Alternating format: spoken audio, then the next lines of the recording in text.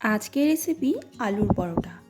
সকালবেলার জলখাবারে বা সন্ধেবেলার টিফিনে এরকম যদি গরম গরম আলুর পরোটা থাকে তাহলে কিন্তু জলখাবার অথবা টিফিন দুটোই বেশ জমে যাবে। বাচ্চাদের স্কুলের টিফিনেও এই জলখাবারটা কিন্তু তৈরি করে দেওয়া যায়। এটা খেতে বাচ্চারা ভীষণই পছন্দ করবে। আলুর পরোটা বানানো যেমন সহজ, খেতেও কিন্তু দারুণ সুস্বাদু। বন্ধুরা, আশা করছি আজকের রেসিপিটা তোমাদের ভালো লাগবে। তো চলো এবার রেসিপিটা শুরু করা যাক। আলুর পরোটা বানানোর জন্য আমি আগে থেকে আলু দুটো সেদ্ধ করে নিয়েছি। এবার একটা মিক্সিং বোলের মধ্যে আলুটাকে দিয়ে দিলাম। এবার হাত দিয়ে আমি এটাকে ম্যাশ করে নিচ্ছি। ভালোভাবে ম্যাশ করে নেওয়ার পর আমি এখানে পরিমাণ মতো ময়দা দিয়ে দিলাম। এবার ময়দার সাথে আলুটাকে ভালোভাবে মিক্সড করে নিতে হবে।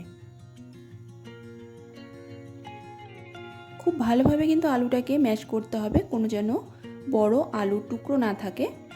খুব ভালোভাবে আমি মিশিয়ে নিলাম। এবার আমি এখানে দিয়ে দেব পেঁয়াজ কুচি, তারপরে দিয়ে দিচ্ছি লঙ্কা কুচি, ধনেপাতা কুচি। পেঁয়াজটা একটু বেশি দিলে কিন্তু পরোটাটা খেতে বেশ ভালো লাগবে। তারপরে দিয়ে দিলাম আমি এখানে পরিমাণ মতো লবণ, পরিমাণ মতো হলুদ গুঁড়ো, একটু দিয়ে দিলাম আমি ধনে গুঁড়ো।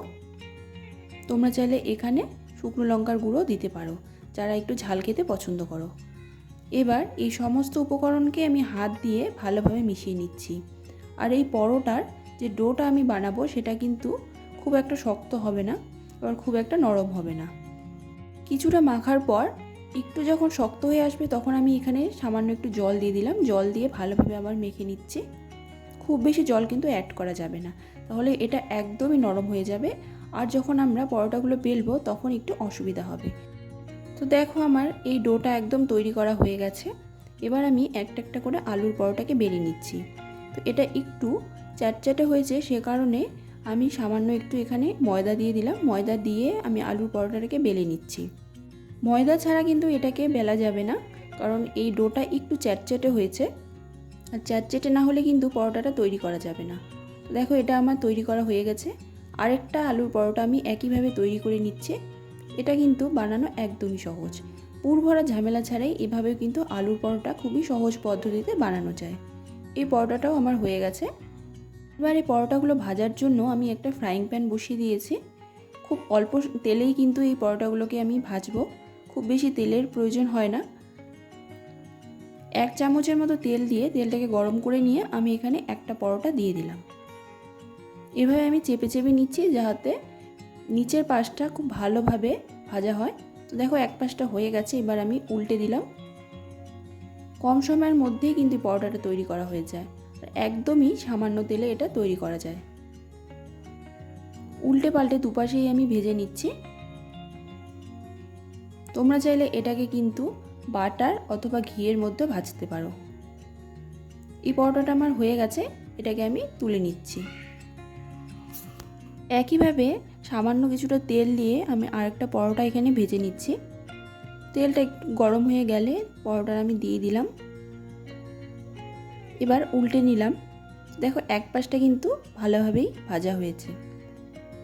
2 থেকে 3 মিনিটের মধ্যেই কিন্তু এই পরোটাগুলো তৈরি হয়ে যায়। আর দুটো আলু সেদ্ধ দিয়ে 7 থেকে 8টা পরোটা তৈরি করা যায়। তো এই পরোটাটা আমার হয়ে গেছে, এটাকে আমি তুলে নিচ্ছি। এবারে এগুলোকে আমি সার্ভ করে নেব। দেখো বন্ধুরা, দেখতে কিন্তু বেশ ভালো লাগছে, খেতেও কিন্তু এই আলুর পরোটা দারুণ স্বাদের হয়। তোমরা এটা টমেটো সসের সাথেও খেতে পারো, তাছাড়া এটা এমনি খেতেও কিন্তু বেশ ভালো লাগে। তো আমি এখানে টমেটো সসের সাথে এটাকে সার্ভ করেছি। এবারে আমি একটা পরোটা তোমাদেরকে সামনে থেকে দেখাচ্ছি। দেখো একদম কিন্তু নরম হয়েছে, হাতের মধ্যে এটা মিশে যাচ্ছে। আর ছিঁড়ে দেখাচ্ছি, দেখো কতটা নরম হয়েছে। পুর ভরার কোনো রকম ঝামেলা ছাড়াই ঝটপট আলুর পরোটা জলখাবারে অথবা টিফিনে তোমরা বানিয়ে নিতে পারো। তাছাড়া স্কুল কলেজের টিফিনেও বা বাচ্চাদের স্কুলের টিফিনেও এই পরোটা কিন্তু বানিয়ে নিতে পারো। আর এটা খেয়ে অনেকক্ষণ কিন্তু ভরপেট থাকা যায়, আর এটা একটা হেলদি খাবারও কিন্তু বলা যায়। তাহলে চলো বন্ধুরা, আজকের রেসিপিটা কেমন লাগলো অবশ্যই কমেন্ট সেকশনে জানিও। আশা করছি তোমরাও এভাবে বাড়িতে বানিয়ে খেলে সকলেরই ভীষণ পছন্দ হবে। আবারও কোনো নতুন রেসিপির সাথে ফিরে আসবো। আজকের মতো রেসিপিটা এখানেই শেষ করছি।